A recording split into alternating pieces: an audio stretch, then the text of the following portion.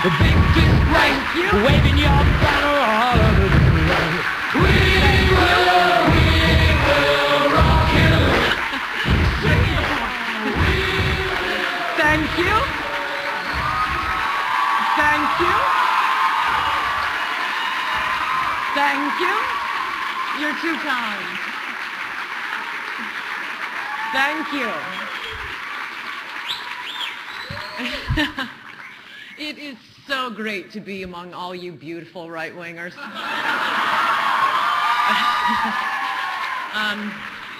I've been watching the MSNBC coverage of CPAC, and is there any other station where every host you know was at the alternative prom?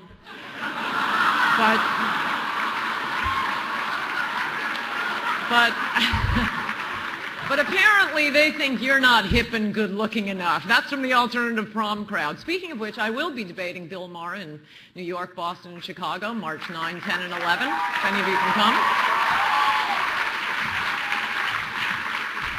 Well, it's good to see the media transitioning to their aggressive watchdog role since Obama's election. Overnight, they went from being the people's watchdog to government guard dog. That's with the exception of Chris Matthews and Keith Olbermann, who are the government's lapdog.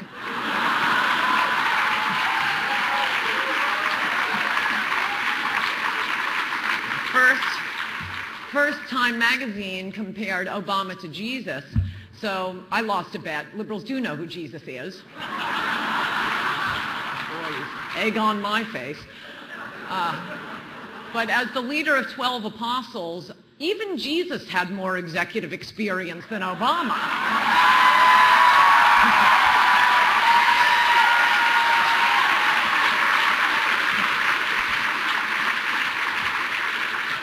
That's right. They really did compare Obama to Jesus Christ, marking the first time the mainstream media was not worried about offending Muslims. So apparently they like carpenters. It's plumbers they hate.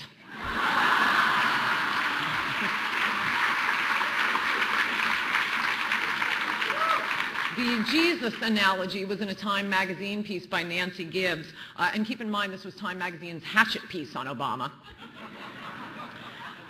The article began, "Some princes are born in palaces, some are born in mangers, but a few are born in the imagination out of scraps of history and hope."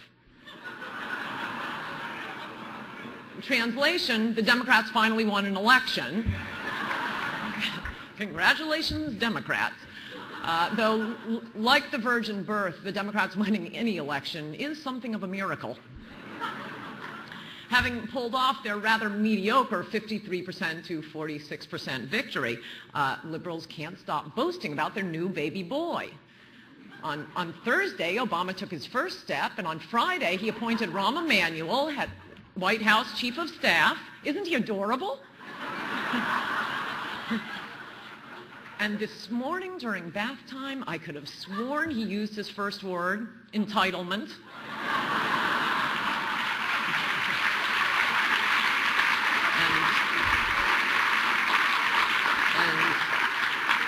And yes, I got it on video. See, that right there proves this whole Jesus thing is wrong.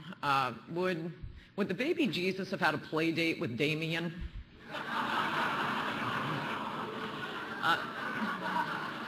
The gushing parents theme for the last few months has been that Obama is the incarnate spirit of Abraham Lincoln.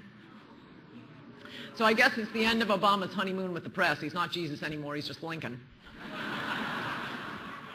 Maybe it's just me, but I can't see Lincoln text messaging with Scarlett Johansson. Nothing against the girl, I just don't see that. And I forget, how many times did Lincoln vote present?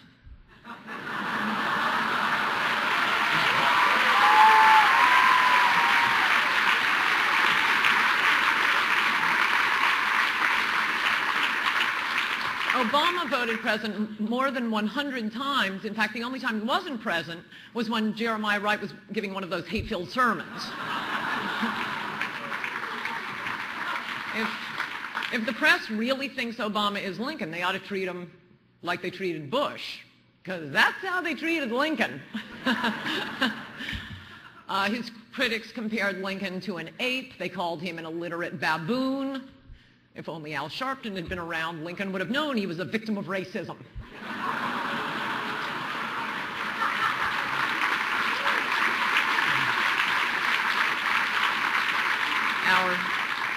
Our fiercely independent media has already produced dozens of stories on the Obama equals Lincoln theme.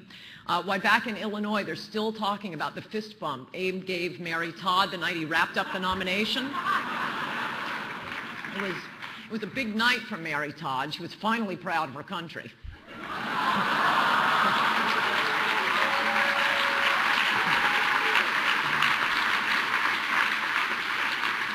A Newsweek cover story on the Obama equals Lincoln theme explained two thin men from rude beginnings, relatively new to Washington but wise to the world, bring the nation together to face a crisis. And it's true, wasn't Lincoln one of the first to warn us about the crisis of global warming? Wait until these august members of the press find out that Obama sleeps through the night now without wetting himself.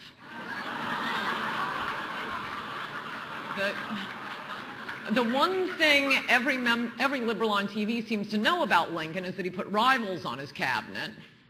I'm not sure reaching out to the Clintons and buying their entire cabinet at fire sale prices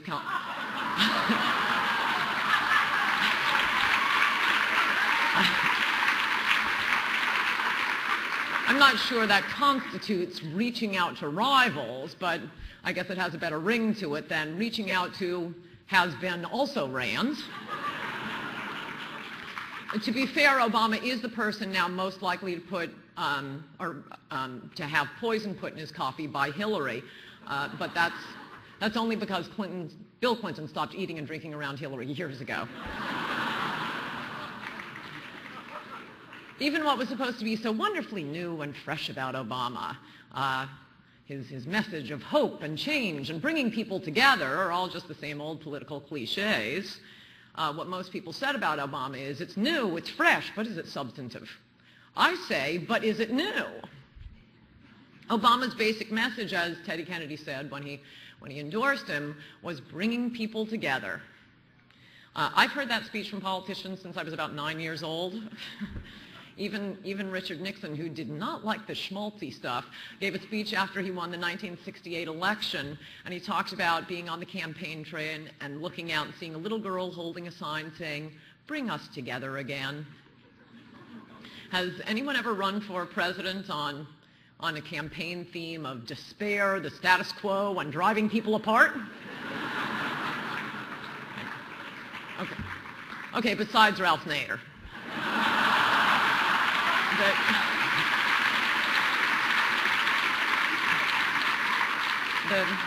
The big mantra of the Obama campaign was change, change. If he thinks people want to change in 2008, wait till 2012.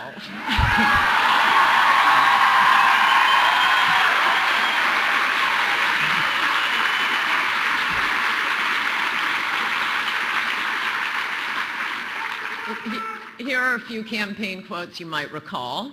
I think that the hunger for change in this country is so great that people want something new. People are going to vote for change. He's going to take his message about change out to America. I think we will win this election if we talk about bringing real change to America. There's enough people in this country that want change. The primary issue in the campaign was the economy and the desire for change. Those are all campaign quotes, but not from the Obama campaign. They're all from Bill Clinton's campaign in 1992.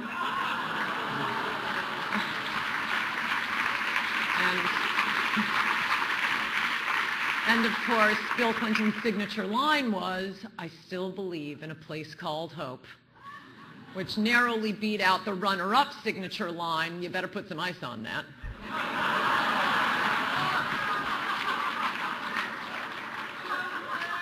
I think we all know where Clinton's place called hope is.